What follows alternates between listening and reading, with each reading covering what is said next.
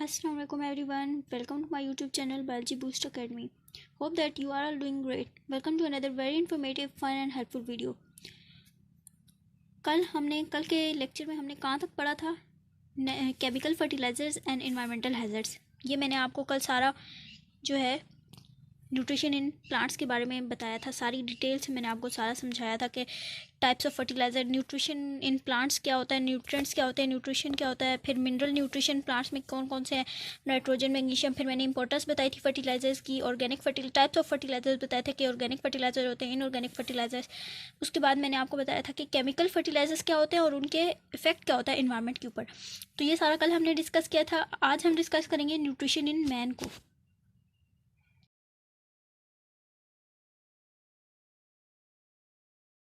So nutrition in man क्या होता है? बेसिकली न्यूट्रिशन इन मैन होता है कि आदमी के अंदर नशोनुमा कैसे होती है, मतलब आदमी की ग्रोथ, उसका हाइट, उसकी स्ट्रक्चर, उसका सब कुछ, उसका साइज़, वो सब कैसे ग्रो करता है, ये सब आज हम न्यूट्रिशन इन मैन में पढ़ेंगे। उसके बाद nutrients are the substance in food as energy source.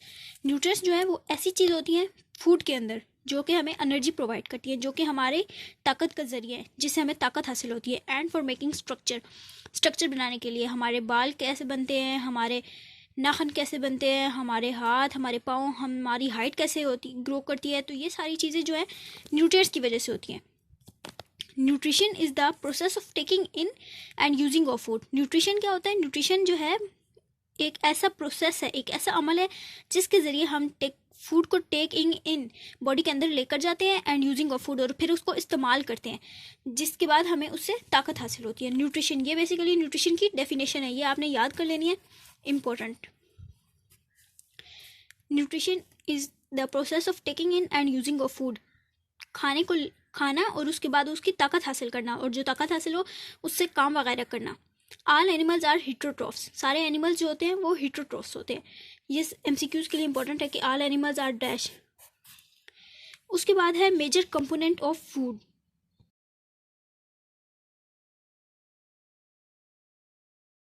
Now major component of foods क्या होते हैं? मेजर कंपोनेंट मतलब ज़रूरी कंपोनेंट, खाने के जो हम खाना खाते हैं, ग़ज़ा खाते हैं, उसके मेजर कंपोनेंट कौन कौन से हैं? तो कौन कौन से हैं? पहले है carbohydrate, proteins and fat. Carbohydrate बहुत इंपॉर्टेंट है, प्रोटीन हमारी खाने के अंदर होना चाहिए, वो बहुत ज़्यादा इंपॉर्टेंट है, एंड फैट्स हमारे खाने में होना ज़रूरी है। इसी से हमारी ग्रोथ होगी, हम बड़े होंगे, हम में ताकत आएगी। तो ये सारा प्रोसेस जो है किस वजह से होता है? अगर हम खाने के अंदर कार्बोहाइड्रेट्स का इस्तेमाल करें, कार्ब्स का, प्रोटीन इस्तेमाल करें एंड फैट्स इस्तेमाल करें। सबसे पहले हम डिस्कस करते हैं कार्बोहाइड्रेट को। कार्बोहाइड्रेट क्या होता है?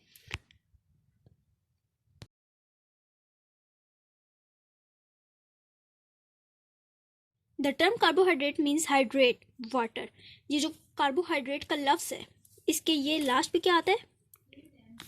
हाइड्रेट्स। हाइड्रेट का क्या मतलब होता है? वाटर, पानी। हाइड्रेट पानी को बोलते हैं। Of carbon reflects the carbon का पानी, तो जो है वो रिफ्लेक्ट करता है 2:1 ratio of hydrogen to oxygen, the same ratio found in water.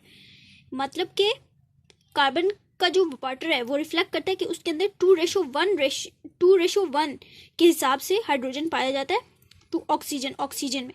The same ratio found in water. पानी के अंदर भी यही रेशो फाउंड होती है। जैसे पानी का फॉर्मूला क्या है? H2O। तो हाइड्रोजन के मॉलिक्यूल्स उसमें कितने हैं? 2। उसके बाद ऑक्सीजन के कितने हैं? 1। तो हम इनको कैसे लिखेंगे? 2:1। तो H2O जैसे सेम रेशो जो पानी के अंदर फाउंड होती है, उसी तरह कार्बोहाइड्रेट के अंदर भी फाउंड की जाती है। फिर हमारे पास नेक्स्ट आता है सोर्सेज ऑफ कार्बोहाइड्रेट। कार्बोहाइड्रेट के सोर्सेज कौन कौन से हैं? किन किन चीज़ों से हमें कार्बोहाइड्रेट हासिल होता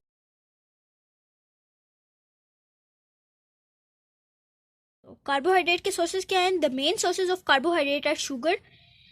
जो मेन चीज़ें हैं जिनके अंदर कार्बोहाइड्रेट बहुत अमाउंट में फाउंड होता है, पाया जाता है, वो है शुगर, मेज़, मकई, बार्ले। शुगर का तो सबको पता है, चीनी, बार्ले, स्वीट पोटैटो शकरकंदी, फ्लोर, आटा, राइस, चावल, पोटैटो, आलू, हनी, शहद, फिग, ग्रेप्स, अंगूर, स्वीट्स, मीठी चीज़ें, एंड फ्रूट्स। और फल फ्रूट वगैरह में क्या पाया जाता है? कार्बोहाइड्रेट बहुत ज़्यादा अमाउंट में पाया जाता है। The carbohydrate we take are in the form of sugar, जो कार्बोहाइड्रेट हम लेते हैं वो किसकी फॉर्म में होता है, या शुगर की फॉर्म में होता है, एंड स्टार्चेज, और स्टार्च की फॉर्म में होता है। Except milk sugar, all other sugars are obtained from milk sugar के अलावा। मिल्क शुगर कौन सी होती है, दूध के अंदर जो कुदरती तौर पर शुगर पाई जाती है। दूध के अंदर कुछ लोग तो चीनी मिला के पीते हैं, लेकिन दूध को वैसे भी पिया जा सकता है क्योंकि वो कड़वा नहीं होता, मीठा ही होता है। तो वो क्या होता है, वो कुदरती शुगर उसके अंदर होती है, मिल्क, उसको मिल्क शुगर कहते हैं। All other sugars are obtain from, उसके अलावा मिल्क शुगर के अलावा बाकी सारी शुगर जो ऑब्टेन की जाती है प्लांट्स से। 1 gram of carbohydrate on oxidation, 1 gram of carbohydrate जो है ये 1 gram of carbohydrate on oxidation, oxidation के प्रोसेस में, ऑक्सीडेशन रिडक्शन आपने केमिस्ट्री में पढ़ा होगा, तो वो ऑक्सीडेशन का process in the cells, cell के अंदर जब होता है तो उसके रिजल्ट में 1 ग्राम ऑफ कार्बोहाइड्रेट, अगर हमने 1 ग्राम कार्बोहाइड्रेट का लिया, 1 ग्राम ऐसी चीज़ खाई जिसमें 1 ग्राम कार्बोहाइड्रेट है, तो वो कितनी एनर्जी हमें प्रोवाइड करेगा, 4 kilo calories of energy provide करेगा। ये एमसीक्यूज के लिए भी इंपॉर्टेंट है कि 1 ग्राम कितना एनर्जी देता है, 4 किलो कैलोरीज। कौन से रिएक्शन पे, ऑक्सीडेशन रिएक्शन पे, और कौन सा कितनी कार्बोहाइड्रेट की अमाउंट हमें चाहिए, कितनी अमाउंट जो है वो 4 किलो कैलोरीज एनर्जी प्रोड्यूस करती है, 1 ग्राम। तो ये तीनों चीज़ें एमसीक्यूज के लिए इंपॉर्टेंट है, इनमें से कुछ भी एमसीक्यूज में आ सकता है। फिर आगे आता है हमारे पास metabolic functions of carbohydrate. Carbohydrate के मेटाबॉलिक फंक्शंस क्या है, क्या मेटाबॉलिज्म वो परफॉर्म करता है, क्या फंक्शंस परफॉर्म करता है कार्बोहाइड्रेट हमारी बॉडी के अंदर। तो आफ्टर डाइजेशन, डाइजेशन के बाद जब खाना हजम हो जाता है, carbohydrates are converted to glucose. खाना हम खाते हैं, उसके बाद वो हजम होता है, उस सारा प्रोसेस होता है, उसके बाद वो कन्वर्ट होता है ग्लूकोज के अंदर। It is absorb and carry to the liver. Body को जितनी अमाउंट में कार्बोहाइड्रेट चाहिए वो अब्जॉर्ब हो जाता है, और बाकी फालतू जो एक्स्ट्रा अमाउंट है वो लिवर के पास चली जाती है, जहाँ पे हमारा खून बनता है। From where it is distributed to different parts of the body, जहाँ पे वो पूरी बॉडी में डिफरेंट पार्ट्स में डिस्ट्रीब्यूट हो जाता है। जिस ऑर्गन को जितना कार्बोहाइड्रेट चाहिए वो उतना अमाउंट यूज़ कर लेता है, और बाकी जो है वो पूरी बॉडी में डिस्ट्रीब्यूट हो जाता है। नेक्स्ट हमारे पास है प्रोटीन्स। अब प्रोटीन्स को हम डिस्कस करते हैं पूरी डिटेल में कि प्रोटीन्स हमारी एनर्जी, बॉडी में कैसे एनर्जी प्रोड्यूस करती हैं, हमें कितनी ज़रूरत है हमारी बॉडी को, वो सारा कुछ हम अब डिस्कस करते हैं प्रोटीन्स के बारे में।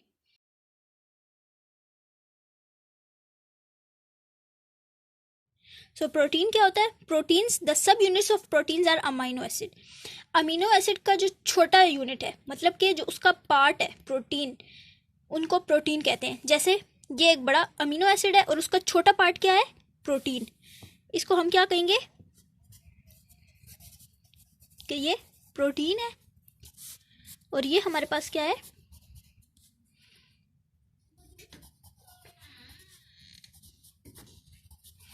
ये हमारे पास अमीनो एसिड है।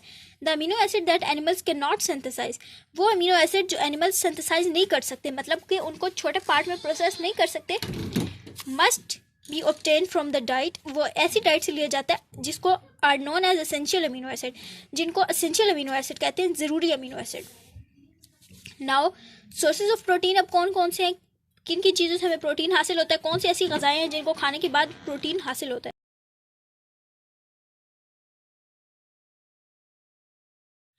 Sources of protein, animals protein are milk protein, egg protein and meat protein. Animal protein कौन कौन से होते हैं, मिल्क प्रोटीन होता है। एनिमल से हमें क्या क्या चीज़ें हासिल होती है, मिल्क हासिल होता है, दूध हासिल होता है, एग हासिल होता है, मीट गोश्त हासिल होता है। तो ये तीनों चीज़ें जो है इनके अंदर प्रोटीन पाया जाता है, और ये किससे हासिल होता है, हमें एनिमल्स से, और इनको क्या कहा जाता है, animal proteins.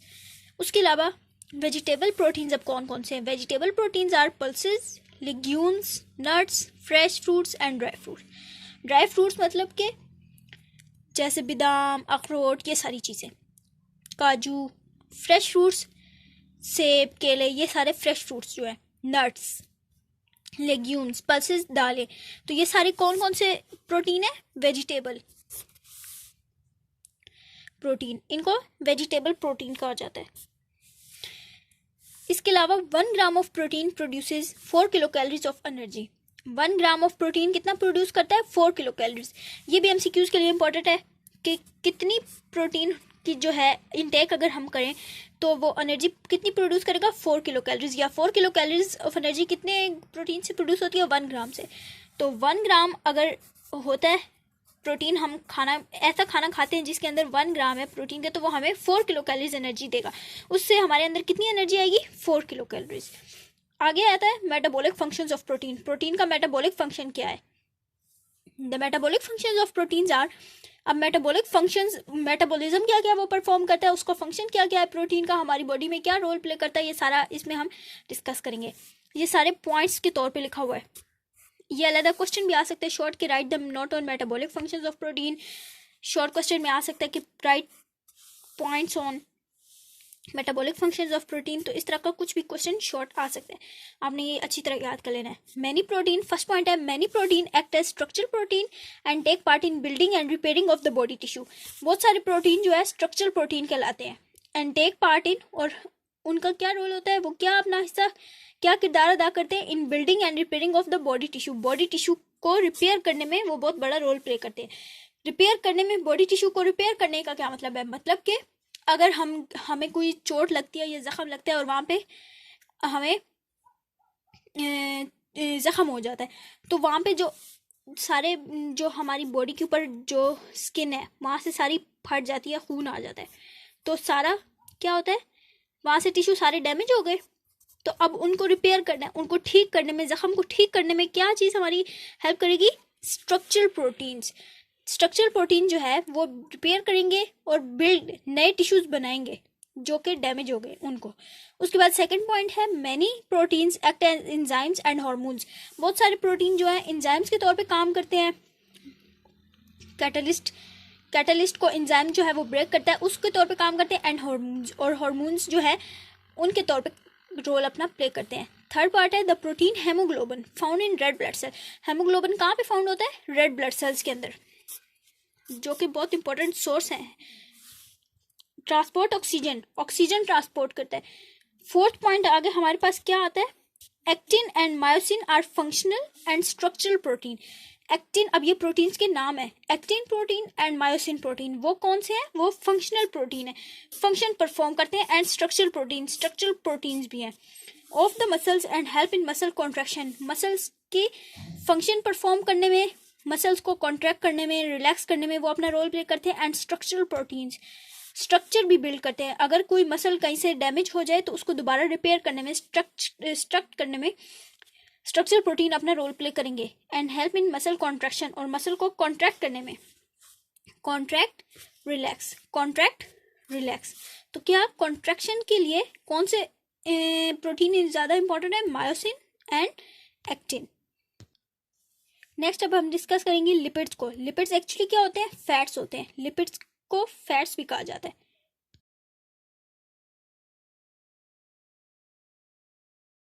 Now lipids, lipid consist mainly of carbon. Lipids के अंदर अब क्या क्या पाया जाता है, carbon, hydrogen and little oxygen, और थोड़ी सी ऑक्सीजन की अमाउंट पाई जाती है। अ न्यूट्रल लिपिड्स, एक न्यूट्रल बराबर मतलब के। Lipid consist of glycerol join to 1, 2 और 3 फैटी एसिड। अब ये आप केमिस्ट्री में पढ़ेंगे कि वो कैसे ज्वाइन किए जाते हैं, लेकिन अगर एक ग्लिसरॉल का मॉलिक्यूल है तो वो कितने लिपिड्स, कितने फैटी एसिड के साथ लिंक्ड होगा, जुड़ा हुआ होगा, 2 या 1, 2 या 3 फैटी एसिड के साथ कनेक्ट होगा। ज्वाइन मतलब कि जुड़ा हुआ होगा। Fats and oil together are called lipids. Fats and oil, इन दोनों को टुगेदर मतलब इकट्ठे लिपिड्स कहा जाता है। फैट मतलब चिकनाई, ऑयल, ऑयल जो होता है हमें खाने में भी इस्तेमाल करते हैं, ऑयल मतलब के तेल। Fats come from animal is saturated, जो फैट्स हम एनिमल से हासिल करते हैं उसको सेचुरेटेड फैट कहा जाता है। And solid at room temperature, और वो रूम टेम्परेचर पे सॉलिड होता है, मतलब कि जैसे घी जो खानों में इस्तेमाल होता है वो रूम टेम्परेचर के ऊपर सॉलिड होता है, सख्त होता है। वो हम एनिमल से हासिल करते हैं, जैसे कि देसी घी हम बनाते हैं तो वो सख्त होता है रूम टेम्परेचर के ऊपर। लेकिन oil comes from plants, on the other hand जो ऑयल हम प्लांट से हासिल करते हैं वो अनसेचुरेटेड होता है, मतलब कि वो लिक्विड होता है रूम टेम्परेचर के ऊपर। And it's liquid at room temperature, वही बात उसने आगे बताई हुई है कि वो लिक्विड होता है रूम टेम्परेचर के ऊपर। जो ऑयल जैसे कि हम खाने में, सालन में इस्तेमाल करते हैं, सरसों का तेल, तो ये हम सारे ऑयल कहाँ से लेते हैं, प्लांट से। तो ये सारे क्या होते हैं, रूम टेम्परेचर के ऊपर लिक्विड होते हैं। नाउ सोर्सेज ऑफ लिपिड्स, ये लिपिड्स हमें किन किन चीज़ों से हासिल होता है, कौन कौन सी ऐसी ग़ज़ाएँ हैं जिनको खाने के बाद हमारे अंदर लिपिड्स की जो कॉन्सेंट्रेशन है या जो अमाउंट हमारी बॉडी को रिक्वायर है वो पूरी हो जाएगी।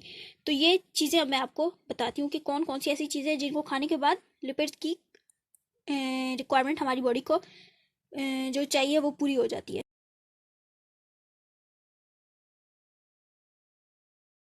Now sources of lipids, dairy products such as milk. Dairy product कौन कौन से होते हैं, जैसे कि दूध, बटर, मक्खन, चीज़, पनीर, एग्स, अंडे, मीट, गोश्त and fish are the example of animal fats. ये इनके अंदर चिकनाई होती है और इनके अंदर ताकत भी बहुत ज़्यादा होती है। तो ये किससे हासिल होते हैं हमें, एनिमल्स से। एग्जाम्पल ऑफ वेजिटेबल ऑयल्स, अब वेजिटेबल ऑयल की एग्जाम्पल क्या है, mustard seed, groundnut, coconut oil, linseed and dry fruits extra. Mustard seed कौन से होते हैं, जैसे कि सरसों का तेल जो होता है, ग्राउंड नट, कोकोनट ऑयल हमें पता है। उसके बाद वो कहाँ से हासिल होता है, कोकोनट कहाँ से हासिल होता है, प्लांट से हासिल होता है।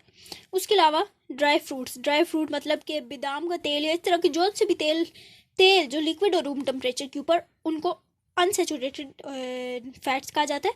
और वो सारे हमें कहाँ से हासिल होते हैं, प्लांट से हासिल होते हैं। अब 1 ग्राम ऑफ फैट्स गिव, अगर 1 ग्राम फैट का 1 ग्राम है, हम कोई ऐसी गज़ा खाते हैं जिसके अंदर 1 ग्राम ऑफ फैट पाया जाता है, तो कितने हमें एनर्जी प्रोड्यूस देगा, 9 किलो कैलोरीज। कार्बोहाइड्रेट और प्रोटीन से ज़्यादा एनर्जी हमें देता है।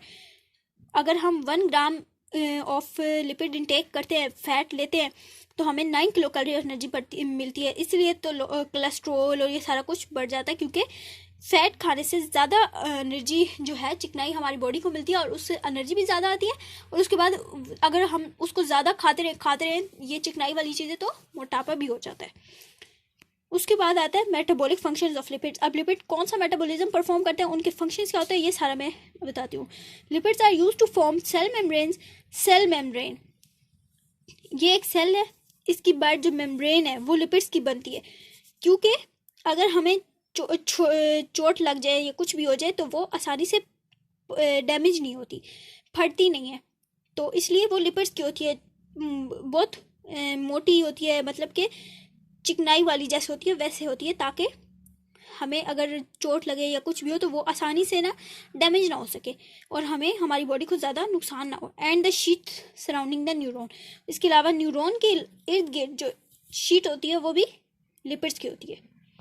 So this is all about today's lecture. आज हम लोगों ने क्या किया, कार्बोहाइड्रेट को डिस्कस किया था कि कार्बोहाइड्रेट क्या होता है, मैन की अंदर न्यूट्रिशन क्या होती है। उसके अलावा प्रोटीन को हमने डिस्कस किया, लिपिड्स को डिस्कस किया। अब ये नोट इनके ऊपर आ सकते हैं शॉर्ट क्वेश्चंस के तौर पे कि write and note on lipids, या write and note on protein, या write and note on carbohydrate, या मेटाबॉलिक फंक्शन वो पूछ सकते हैं, प्रोटीन का सोर्सेज पूछ सकते हैं कि कार्बोहाइड्रेट के सोर्सेज बताएं किन किन से वो हासिल होती है, लिपिड्स का बताएं कि सैचुरेटेड अनसैचुरेटेड के दरमियान डिफरेंस बताएं, उनके सोर्सेज बताएं। इस तरह का अलग अलग क्वेश्चन भी आ सकते हैं और इनके ऊपर नोट्स लिखने का भी आ सकता है। तो ये सारे आपने इंपॉर्टेंट क्वेश्चन याद कर लेने हैं ताकि आपको पेपर के टाइम पे आसानी रहे। So this is all about today's lecture. Hope you guys enjoy it and learn a lot from it. इसके अलावा आपको कौन से टॉपिक पर वीडियोस चाहिए, कोई भी डिफ़िकल्ट टॉपिक हो या जो सा भी टॉपिक आपको समझ नहीं आ रहा, आप मुझे बताएं ताकि मैं उस पर वीडियो बना सकूं, आसान अल्फाज में आपको उसको समझा सकूं, आपके लिए आसानी ऐसे वीडियो बनाऊं कि आपको आसानी से वो समझ आ जाए, आपको याद करने में मुश्किल ना हो। तो वो मुझे ज़रूर कमेंट सेक्शन में बताएं ताकि फिर मैं नेक्स्ट वीडियो उस पर बनाऊँ। If you like this video, do like, share, comment and subscribe. Don't forget to hit the bell icon. I will be right back with another video. Allah Hafiz.